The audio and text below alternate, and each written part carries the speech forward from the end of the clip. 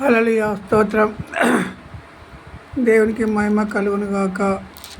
యేసుక్రీస్తు ప్రభువుకు మహిమ కలుగును గాక. దేవుడు 2 పేతురు 3వ అధ్యాయము 9వ వచనంలో ఏమని చెప్పబడ్డ మాట అంటే,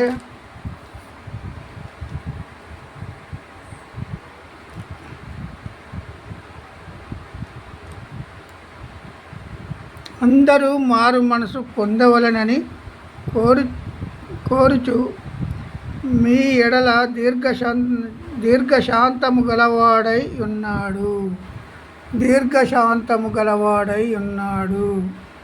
అందరూ మారు మనసు పొందవలెనని పేతురు రాసిన పత్రిక 3వ అధ్యాయము అందరూ 9వ వచనం 3వ అధ్యాయం 9వ వచనంలో ఏమనున్నదంటే, అందరూ మారు మనసు పొందవలెనని కోరుచు మీ ఎడల దీర్ఘశాంతము గలవాడై ఉన్నాడు.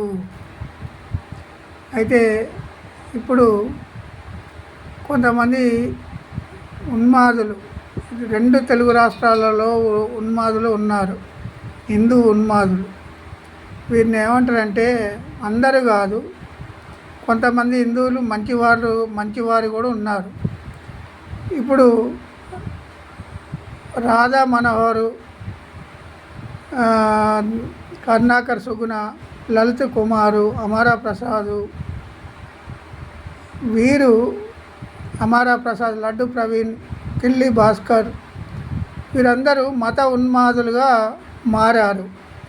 మరి ఈ మత ఉన్మాదులను దేవుడు మారు మనసు పొందాలని దేవుడు చెప్తున్నాడు. ఇక్కడ మారు మనసు అందరూ 900 కోట్ల మంది మారు మనసు పొందవాలనని ఆయన అరచేతుల మీద చెక్కాను సమస్త మానవులను, బంధుమిత్రులను, మనలను.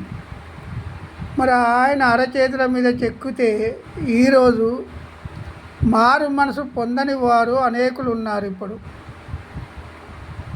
మత ఉన్మాదులు ఎవరంటే, రాధా మనోహర్, కరుణాకర్ సుగుణ, అమరా ప్రసాద్, లలిత్ కుమారు, లడ్డు ప్రవీణ్, కిల్లి భాస్కర్ లాంటి వాళ్ళు, ఇంకా కొంతమంది హిందువులు ఉన్నారు 2 తెలుగు రాష్ట్రాలలో.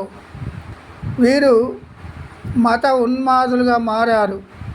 పోలీసులు ఈ మత ఉన్మాదులను అరికట్టాలి. ఈ మత ఉన్మాదులను అరికట్టకపోతే దేవుడు ఉపేక్షించే దేవుడు కాదు.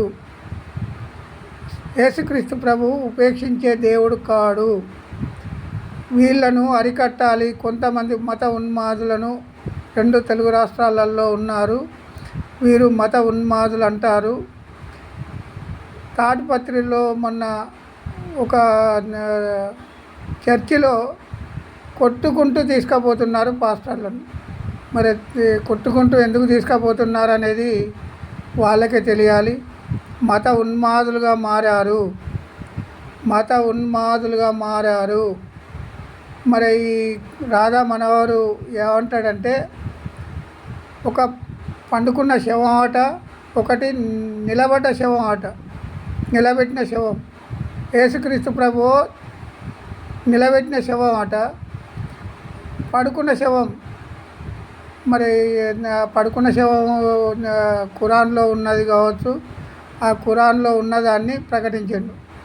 మరి ఈ మత ఉన్మాదులుగా మారి మరి దేవుడు అనుగ్రహించి శక్తిని పొందుకోలేకపోతున్నారు. దేవుడు అనుగ్రహించు జ్ఞానాన్ని పొందుకోలేకపోతున్నారు వీరు. యేసుక్రీస్తు ప్రభు నిజమైన దేవుడు. నిజమైన దేవుణ్ణి వదిలిపెట్టి మత ఉన్మాదులుగా మారారు వీళ్ళు. ఈ రాధా మనోహర్ కానీ, కరుణాకర్ సుగుణ కానీ, అమరా ప్రసాద్ కానీ, లలిత్ కుమార్ కానీ, లడ్డు ప్రవీణ్ కానీ, ఈ కిల్లి భాస్కర్ కానీ, ఇంకా మత ఉన్మాదులు కొంతమంది ఉన్నారు. ఈ మత ఉన్మాదులను పోలీసులు అరికట్టకపోతే అందరూ హిందువులు మంచివారే.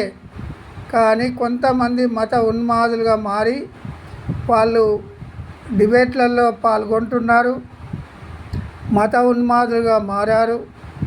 మరి ఎందుకు మారారు అన్నది వాళ్ళకు తెలియదు. వాళ్ళను అపవాది ప్రేరేపిస్తుంది. అపవాది ప్రేరేపణకు లోబడ్డారు వీళ్ళు. మరి వీళ్ళను అరికట్టేది ఎవరంటే ఇక్కడున్న పోలీసు వాళ్ళు అరికట్టాలి. మత ఉన్మాదులుగా క్రిస్టియన్లో కూడా ఎవరైనా తప్పు చేస్తే తప్పే. మరి ఈ మత ఉన్మాదులను మరి మార్చాలి కదా పోలీసు వాళ్ళు కేసు పెడితే కూడా ఎందుకు తీసుకోలేకపోతున్నారు రాధా మనోహర్ మీద? మరి ఎందుకు తీసుకోలేకపోతున్నారు? ఒక పోలీసు వ్యక్తే ఒక హిందువే పెట్టాడు, ఎవరో పెట్టింది కాదు. మరి ఎందుకు పెట్టలేక ఎందుకు రాధా మనోహర్ను అరెస్ట్ చేయలేకపోతున్నారు? మరి రాధా మనోహరు పండుకున్న శవం అంటాడు, నిలబెట్టిన శవం అంటాడు. ఈ నిలబెట్టిన శవం ఏంది, పడుకున్న శవం ఏంది?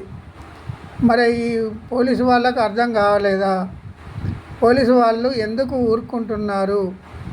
మరి వీళ్ళు ఎంత ఉన్మాదులుగా మారారు ఈ 2 తెలుగు రాష్ట్రాలలో. ఇంకా కొంతమంది ఛత్తీస్గఢ్లో, ఇంకా కొంతమంది ఇది చాలామంది ఉన్మాదులుగా మన దేశంలో ఆర్ఎస్ఎస్ వాళ్ళు కానీ ఈ క్రైస్తవులను బ్రతకనియడం లేదు. ఎందుకు బ్రతకనియడం లేదు అనేది వాళ్ళకే అర్థం లేదు. మరి ఈ కరుణాకర్ సుగుణ అయితే క్రిస్టియన్ అని చెప్పుకుంటూ మరి కరుణాకర్ అంటే క్రిస్టియన్ పేరు. మరి ఎందుకు ఉన్మాదిగా మారాడో తెలియదు. మరి ఇప్పుడు అందరూ మారు మనసు పొందాలి. అందరూ మారు మనసు పొందితేనే దీర్ఘశాంతము గలవాడై ఉన్నాడు యేసుక్రీస్తు ప్రభు. మరి ఎప్పుడు ప్రాణం పోతుందో ఎవరికి తెలియదు. ఇప్పుడు ఈ లోకంలో ఏ మానవునికి తెలియదు. మరి తెలియనటువంటి మానవుడు ఈరోజు ఇలా ఎందుకు మార్పు చెందుతున్నాడు, మరి ఎందుకు మాట్లాడుతున్నాడు అనేది ఆలోచన చేయాలి ప్రతి మానవుడు. మత ఉన్మాదులుగా అందరూ మారు మనసు పొందాలి. అందరూ మారు మనసు పొందితేనే పరలోక రాజ్యం. అందరూ మారు మనసు పొందితేనే పరలోక రాజ్యం వారిది. అందరూ మారు మనసు పొందకపోతే పరలోక రాజ్యం వారిది కాదు. మరి ఎందుకు వీళ్ళు ఉన్మాదులుగా మారారు? ఈ లడ్డు ప్రవీణ్ కానీ, అమర ప్రసాద్ కానీ, రాధా మనోహర్ కానీ, ఇది కరుణాకర్ సుగుణ కానీ, లలిత కుమార్ కానీ వీరు ఎందుకు ఉన్మాదులుగా మారారు? మారి వీళ్ళు ఏం చేస్తున్నారు? పోలీసు వాళ్ళు వీళ్ళను అరికట్టాలి. ఈ మత ఉన్మాదులను అరికట్టకపోతే క్రిస్టియన్లను పొద్దుగాలు లేస్తే క్రిస్టియన్ల మీద పడి ఏడుస్తున్నారు. మరి ఎవరైనా క్రిస్టియన్లు తప్పు చేసినా తప్పే. మరి ఈ మత ఉన్మాదులను అరికడితేనే బాగుంటుంది, లేకపోతే అరికట్టకపోతే బాగుండదు. దేవునికి మహిమ కలుగును గాక. ఆమేన్. దేవునికి స్తోత్రం.